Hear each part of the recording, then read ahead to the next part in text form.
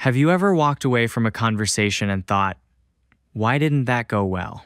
Chances are you might be making the number one social mistake that quietly pushes people away, and most people don't even realize they're doing it.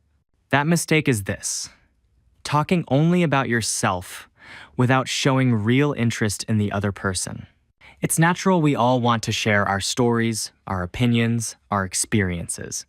But when every conversation turns into a me show, the other person can feel invisible, and that's when they start to pull back. Imagine this. Someone says, "I just got back from a trip to New York." And you immediately jump in with, "Oh, I've been to New York too. I stayed in Times Square, ate at this restaurant, saw this show." Before you know it, the spotlight's back on you. But what they really wanted was for you to say something simple like, "Oh, nice. What did you enjoy most about your trip?" That one question makes them feel seen. So here's the simple shift. For every story you share, ask at least one follow-up question about them. It doesn't have to be complicated. Try, "How did that make you feel?" Or, "What was the best part?" That little step changes the whole energy of a conversation. When people feel heard, they want to connect with you more.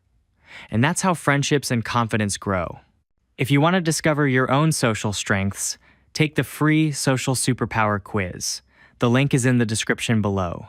You'll get instant results, plus tips to help you connect more easily.